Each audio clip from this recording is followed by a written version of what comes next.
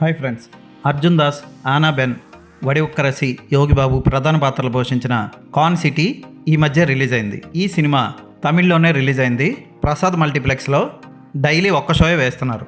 Morning 10:15 షోకి వెళ్ళాను. Cinema ఎలా ఉందో ఇప్పుడు చూద్దాం. శరవణన్ తన భార్య, అవిటివాడైన పిల్లాడు, అత్తగారు, బావమరిదితో కలిపి శరవణ హోటల్ నడుపుతూ ఉంటాడు. హోటల్ అది హోటల్ కాదు, హెచ్ ఉండదు. అయితే ఒకరోజు స్కూల్కి వెళ్ళిన శరవణన్ కొడుకు కనపడకుండా పోతాడు. అతన్ని కళ్యాణ సుందరం అనే పోలీస్ తీసుకెళ్ళిపోతాడు. ఆ పోలీస్ ఆఫీసర్ ఎందుకు ఆ పిల్లాన్ని కిడ్నాప్ చేశాడు? 7 ఏళ్ల క్రితం శరవణన్ ఎలక్ట్రికల్ డిపార్ట్మెంట్లో బిల్లింగ్ సెక్షన్లో పనిచేస్తూ ఎలాంటి స్కామ్ చేశాడు?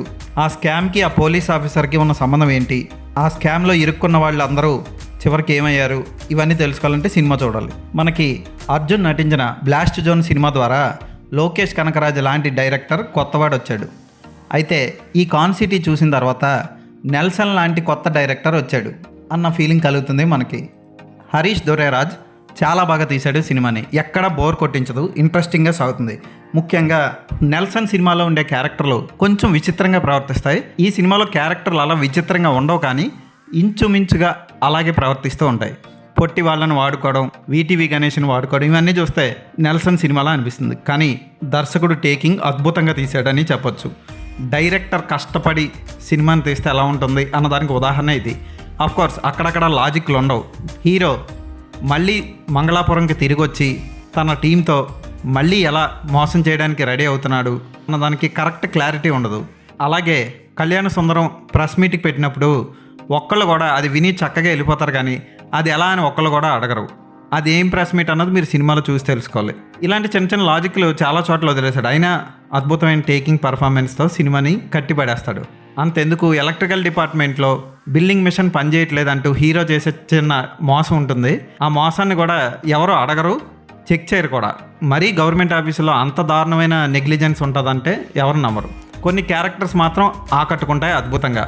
రాంబో సెల్వరాజ్ పాత్రలో యోగిబాబు పాత్ర అదిరిపోతుంది. వాళ్ళ నాన్న ఫౌండేషన్ ద్వారా డబ్బు సంపాదించి వచ్చిన డబ్బుని సినిమాల్లో పెడదాం అనుకునే తల్లి ఉంటుంది. వాళ్ళిద్దరి మధ్య సీన్లు కూడా బాగుంటాయి. ఉదాహరణకి కొడుకు జీవితం పాడవడానికి తానే కారణం అని తల్లి బాధపడుతుంటే దోశ వేసుకొని ఇద్దరు కలిసి తినే సన్నివేశం హార్ట్ టచ్ చేస్తుంది. అలాంటి సన్నివేశాలు 2-3 ఉంటాయి. తల్లికి లంగ్స్లో క్యాన్సర్ ఉందని చెప్పినప్పుడు కొడుకు పడే బాధ కూడా కలవని నీళ్ళు తెప్పిస్తుంది. అంతేకాదు ఆనాబెన్ పాత్ర కూడా అద్భుతంగా తీర్చిదిద్దాడు దర్శకుడు. ప్రేమించిన వాడి దగ్గర మోసపోయి కడుపుతో బయటకు వచ్చేసిన ఆవిడ స్టాండర్డ్ కంపెనీ ఒకటి పెట్టి దాని ద్వారా రియల్ ఎస్టేట్ టైపు మోసాలు చేసి ఆ మోసగించిన డబ్బుతో మరో మోసగాడి దగ్గర మోసపోయి ఆమె ఏం చేసింది అన్నది కూడా బాగా చూపిస్తారు. అయితే ప్రధాన పాత్రలు అన్నీ మంచి చేస్తూ బతకడానికే ట్రై చేస్తాయి, కానీ కొంచెం ట్రిక్కులు ఉపయోగించి చిన్న మోసం చేసి వాళ్ళు ఎదిగి అవతల వాళ్ళకు కూడా లాభం పంచాలనే చూస్తాయి. కానీ చివరికి అవి కూడా మోసపోతాయి. మోసపోయిన డబ్బుని మళ్ళీ తిరిగి సంపాదించడం కోసం ఆ క్యారెక్టర్లన్నీ తపన పడి అందరికీ న్యాయం చేయడానికి ట్రై చేయడం ఈ సినిమాలో విశేషంగా భావించవచ్చు. హీరో ఒక మరగుజ్జు ఫ్రెండ్ ఉంటాడు.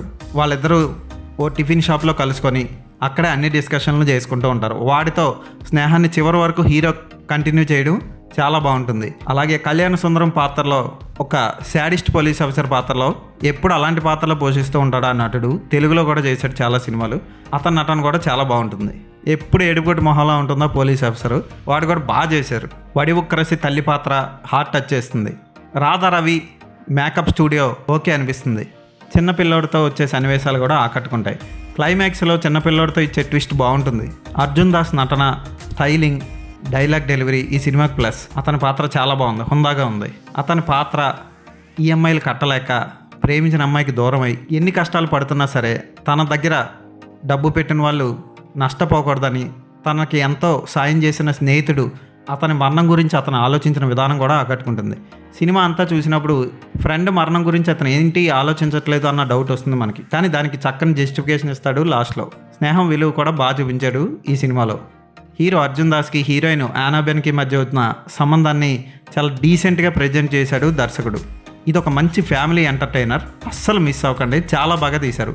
ఫోటోగ్రఫీ ఫెంటాస్టిక్గా ఉంటుంది. ఏరియల్ షాట్లు కానీ, క్లోజప్ షాట్స్ కానీ, గ్రేడియంట్ ఎఫెక్ట్స్లో వచ్చిన కలర్ కరెక్షన్ కానీ వావ్ అనిపిస్తుంది.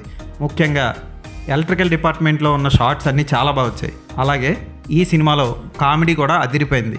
క్లైమాక్స్లో హీరోకుండే మరుగుజ్జు ఫ్రెండ్ కార్ వేసుకొని వచ్చినప్పుడు సైడ్ నుంచి చూసిన యోగిబాబు నువ్వు ఏదైనా పెద్ద పాల్ వాకర్ అనుకుంటున్నావా వెళ్ళి అంటాడు. ఆ సన్నివేశం చాలా బాగుంటుంది. అలాగే వీటీవీ గణేష్ పాత్ర కూడా నవ్వులు పోయిస్తుంది, చాలా బాగుంటుంది. మాట్లాడితే భార్యకి ఏదో అయ్యిందని వంక చెప్పి హీరోకి పనాప చెప్పి పారిపోయే సన్నివేశాలు ఆకట్టుకుంటాయి. బ్లాస్ట్ తర్వాత నన్ను బాగా ఆకట్టుకుంది, డైరెక్టర్ మెస్మరైజ్ చేసిన సినిమా ఏదైనా ఉంది అంటే ఇదే. కాన్ సిటీ ఖచ్చితంగా తెలుగులో వస్తుంది లేదా రీమేక్ అన్న అవుతుంది. కుదిరితే ఒరిజినల్ తమిళ వెర్షన్ చూడండి. సీన్ రోల్డాన్ అందించిన మ్యూజిక్ అయితే, బ్యాక్గ్రౌండ్ మ్యూజిక్ అయితే టాప్. పాటలు గుర్తుండేలా లేవు కానీ మ్యూజిక్ బ్యాక్గ్రౌండ్లో టాప్ లేపిందని చెప్పచ్చు. చాలా బాగుంది మ్యూజిక్. ఫోటోగ్రఫీ సూపర్, ఎడిటింగ్ కూడా చాలా షార్ప్గా సినిమాకి ఎంత కావాలో అంతే ఉంది. కరెక్ట్గా స్మూత్గా ఉంది ఎడిటింగ్. నిర్మాత కూడా డబ్బులు చాలా రిచ్గా పెట్టి బాగా తీశారు. ఉన్న బడ్జెట్లో రిచ్గా కనిపిస్తుంది సినిమా. ఖచ్చితంగా ఇది హోల్సమ్ ఎంటర్టైనర్. కాన్ సిటీ అనేది క్లైమాక్స్లో మళ్ళీ వేరే సిటీలో జరగబోతుంది అన్నట్లు చూపిస్తాడు దర్శకుడు ముంబైలో. ఈ సినిమాకి నేను ఇచ్చే రేటింగ్ 4/5.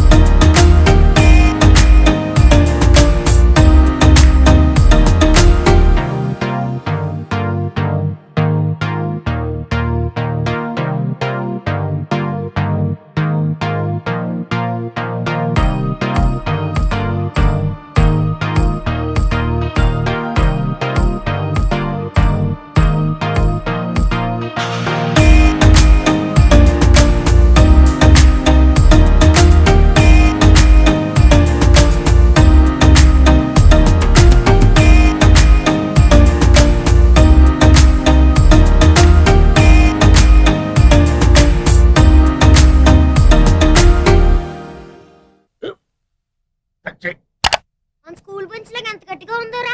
కొట్రా, కొట్టు, పర్లేదు, కొట్టు. బాబాయ్ ఏంటి నువ్వు కొడతావా? కమా బిట్ మీ యార్. వద్దు బాబాయ్. వాడిని నేను కొట్టడం లేదమ్మా, వాడినే నన్ను కొట్టమంటున్నాను. నువ్వేం కంగారు పడక్కర్లేదు. అడుగుతావేంటి?